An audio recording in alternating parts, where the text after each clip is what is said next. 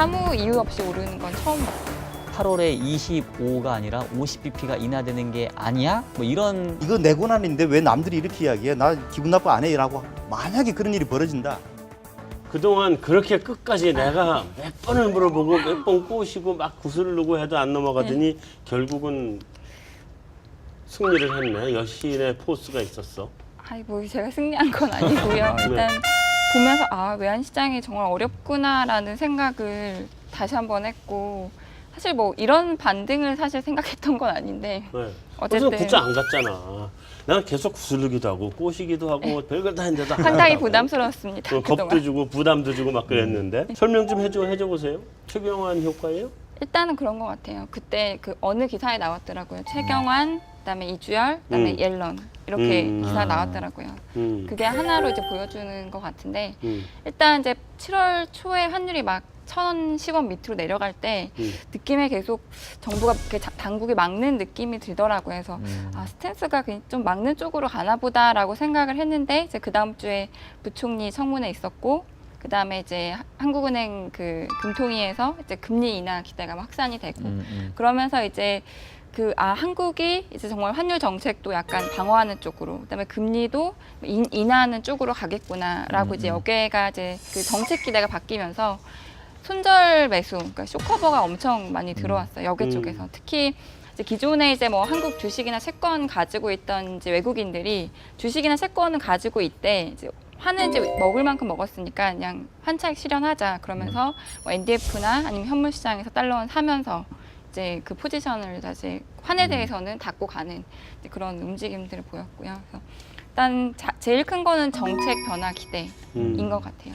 옐런도 굉장히 도와줬죠, 그제? 그러니까, 예, 사실은 근데 다른 아시아 통화들은 그렇게 반응하진 않았거든요. 근데 어쨌든 간에 우리는 아직 옐런 의장이 계속 저금리를 유지할 거라고 계속 얘기를 하고 있지만은 뭐 지표나 뭐 다른 사람들의 언급이나 모든 것들이 이제 금리 인상에 조금씩 다가가고 있다는 것들을 보여주고 있기 때문에 진짜 옐런도 발언을 했잖아요. 당길 수도 있는 걸로. 예, 뭐 금리 인상에 대한 발언도 하시긴 했는데 그쪽에서도 도와줬고 최경환 효과는 네. 확실하게 있는 것 같다. 근데 우리나라는 계속하는 얘기가 우리나라 그 통화 정책이 환율에 미치는 영향이 그렇게 많지 않을 거다.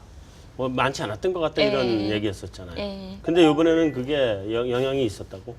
그러니까 지금 글로벌 외환 시장을 보면은 금리 정책에 굉장히 민감하게 반응을 해요. 그래서 파운드 같은 경우는 이제 CPI가 하루 이제 좀 높게 나오니까 이제 금리 인상 기대가 또 확산되면서 하루에 원빅이 오르고 이제 이런 움직임이 나타나더라고요. 그래서 이제 정책이 다 조금씩 변화하는 시기이기 때문에 미국도 이제 금리 인상 시점에 다가서고 이제 뭐 인하하는 그 ECB처럼 통화 완화하는 나라도 있고 이제 그런 시점이기 때문에 정책 변화, 그러니까 금리 통화 정책 변화에 굉장히 민감한 것 같아요. 지금 변곡점이라서 그런 거. 제가 전전 시간인가 제가 어렸을 적 시골에서 홍순환 얘기 한번 했었잖아요. 그 얘기를 다시 하면, 그러니까 시골에서 홍수가 나면 집에 이제 물 들어오니까 양동이로 물을 퍼내는데 나만 풀면 상관없는데 앞집에서 같이 풀면 똑같더라. 나 안 풀면 이제 앞집에서 풀물이 우리 집으로 오더라. 그거를 이제 제가 글로벌 환율 전쟁에 빗대가지고 외환 시장은 교환 시장이기 때문에 누군가의 통화 가치가 떨어지면 누군가의 통화 가치는 반드시 올라야 됩니다. 그렇죠. 근데 지금 이 주요 국가가 자기 통화 가치 떨어뜨리려고 노력하고 있단 말이에요. 그러면 그 통화 가치의 반대급부의 절상압력 누가 받냐는 거죠. 놀고 있는 애. 올해의 원화를 강세로 이끌었던 거는 제가 보기에는 글로벌 통화 전쟁이 가장 큰 영향을 했던 게 아닌가. 특히나 유럽까지도 금리를 인하하면서 적극적인 그 통화 완화 정책을 펴는데 한국만 상대적으로 가만히 있었기 때문에 긴축적이었고 결국은 각국이 풀어놓은 유동성이 한국으로 들어오면서 원화를 절상시켰는데 이제 한국도 그 전쟁에 이제 참여하기 시작한 거죠. 양동이 두 개가 갖고 와가지고 이제 막 풀려고 하는 거죠. 좀 뒤늦었지. 예, 좀 뒤늦었지만. 그러니까 어쨌든 그 효과 때문에 원화가 최근에 상당히 약세로 어쨌든 간에 좀 되돌림을 보였던 게 아닌가. 이 말씀이 맞는 것 같은 게 오늘 이제 한은의 2분기 외환시장 동향 보고서가 나왔는데 거기 보니까 그동안에 최근에 보면 여기가 원화에 대해서 이렇게 강세 베팅을 안 했었거든요. 근데 2분기에 100억 달러 이상 원화 강세 베팅을 했더라고요. 여기가.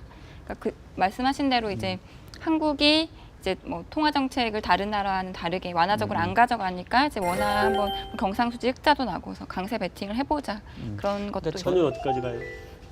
또 다시 이제 자꾸 부담스러워. 왕 부담. 근데 뭐 그렇다고 해서 근데 환율이 여기서 막 더 튀겠느냐 그건 또 좀 아닌 것 같아요.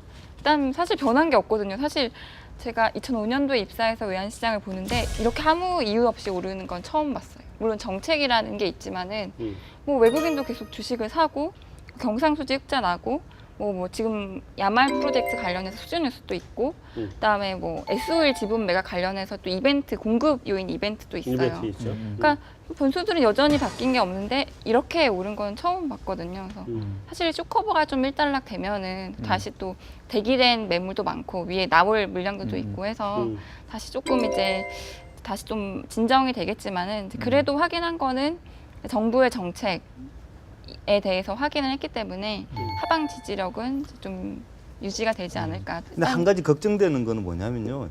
지금 이제 금리 인하라는 거를 전제로 하고 지금 많이 움직여 온 건데 사실 근데 실제로 금리 인하를 정작 단행해야 될 한국은행 입장은 진짜 할 건지에 대해서 좀 의문스러운 점도 사실 있습니다. 왜냐하면 네.